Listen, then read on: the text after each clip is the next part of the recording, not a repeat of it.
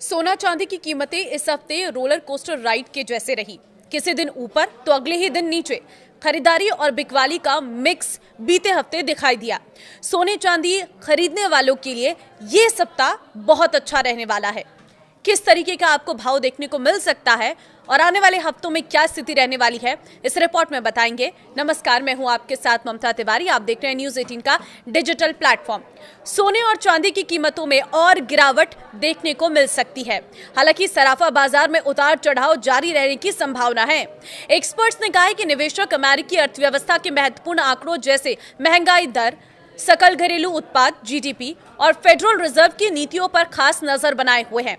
Experts के अनुसार कारोबारी संभावित ब्याज दरों में कटौती का समय और गति समझने के लिए अमेरिका के श्रम संबंधी आंकड़े, federal open market committee FOMC की बैठक के विवरण और फेड अधिकारियों के बयानों पर नजर रखेंगे।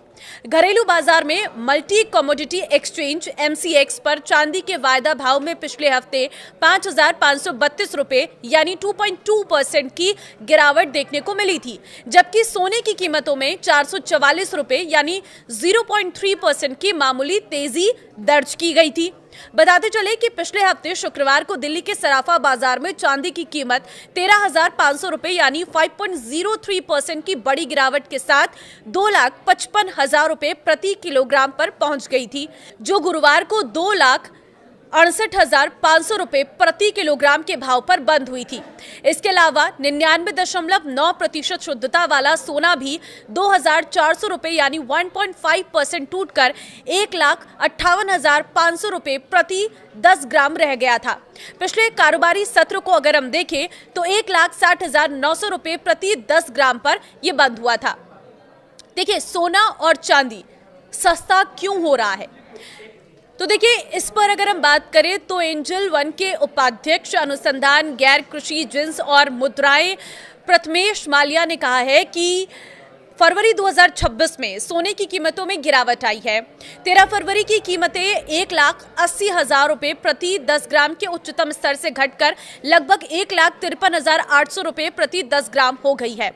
उन्होंने कहा कि उम्मीद से अधिक मजबूत अमेरिकी रोजगार आंकड़ों ने निकट अवधि में दरों में कटौती की उम्मीदों को कम कर दिया है, जिससे पिछले सप्ताह सोने की कीमतों पर असर पड़ा है।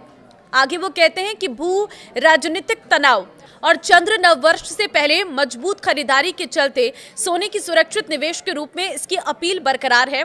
इस सप्ताह मंदी और तेजी के बीच जो खींचतान है वो जारी है और आने वाले सप्ताह में भी इसमें अस्थिरता बनी रहेगी।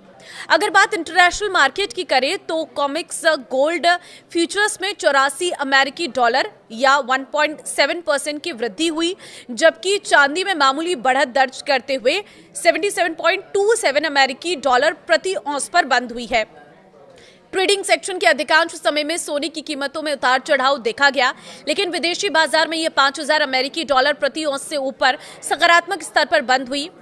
प्रणव मेयर ने कहा है कि व्यापारियों के बीच स्पष्टता की कमी के बीच बुलियन कंसोलिडेशन के दौर से गुजर रहा है, क्योंकि वे प्राइस की दिशा को लेकर विभाजित है और नए मौलिक कारकों की तलाश कर रहे हैं। भारत और चीन से फिजिकल डिमांड में उतार चढ़ाव। विश्लेषकों का कहना है कि केंद्रीय बैंकों की खरीदारी, वैश्विक बाजारों में तकनीकी और AI शेयरों में आई भारी बिकवाली के बीच सुरक्षित निवेश की ओर रुझान और डॉलर इंडेक्स में नरमी ने सोने की कीमतों को सहारा दिया है। हालांकि भारत और चीन से फिजिकल डिमांड में उतार चढ़ाव, ETF निवेशकों द्वारा मुनाफा वसूली और अमेरिका के मजबूत मैक्रो आंकड़ों ने तेजी को सीमित कर दिया। आगे बताते हैं कि चांदी की कीमतों में भी पूरे सप्ताह अस्थिरता देखी गई, जिसमें दो तरफा उतार चढ़ाव और उच्च स्तर पर समय समय पर मुनाफा वसूली हुई। उन्होंने आगे कहा है कि औद्योगिक धातुओं में आई गिरावट और प्रमुख टेक्निकल रेस्ट्रेंट्स को तोड़ने में विफल रहने के बाद मुनाफा वसूली के कारण सफेद धातु पर दबाव पड़ा। इस पर तकनीकी शेयरों के नेतृत्व वाली ग्लोबल इक्विटी बिकवाली का भी दबाव था, जिसने सभी एसेट क्लास में जोखिम लेने की प्रवृत्ति को कम कर दिया। देखिए, विश्लेषकों का कहना है कि निकट भविष्य में सोने और चांदी दोनों के सीमित दायरे में रहने की संभावना है, क्योंकि निवेशक फेडरल रिजर्व की मौद्रिक नीति के दृष्टिकोण और व्यापक वैश्विक आर्थिक दिशा पर अधिक स्पष्टता की प्रतीक्षा कर रहे। तो आने वाले हफ्ते की बात करें तो मार्केट एक्सपर्ट्स ज्यादा आशावादी नहीं है। उनका कहना है कि यही उतार चढ़ाव इस हफ्ते देखने को मिल सकता है। हाँ, अगर निवेशक लंबी अवधि के लिए अपने निवेश को तैयार करते हैं तो कुछ हद तक आने वाले कुछ महीनों में अच्छी स्थिति में रहेंगे। शॉर्ट टर्म की बात करें तो कीमतों में इतना उतार चढ़ाव है कि रिस्क बहुत ज्यादा है। तो अब आपकी मर्जी, आपको सोना खरीदना है, चांदी खरीदना है या नहीं। लेकिन इस वक्त कीमतें कम हुई हैं, कुछ और समय के लिए कीमतें कम होंगी और उसके बाद कीमतों में बढ़ोतरी भी हो सकती है, ऐसा मार्केट एक्सपर्ट्स का मानना है। तो इस वीडियो को शेयर कर दीजिए उन लोगों के साथ जिनके घर में शादियां होने वाली है, जो सोने की खरीदारी करना चाहते थे, क्योंकि अभी कीमतें कम हुई है। इस समय खरीदारी करना उनके लिए प्रॉफिटेबल हो सकता है। फिलहाल इस वीडियो में आपकी क्या राय है सोने चांदी को लेकर, मुझे कमेंट में राय जरूर दें।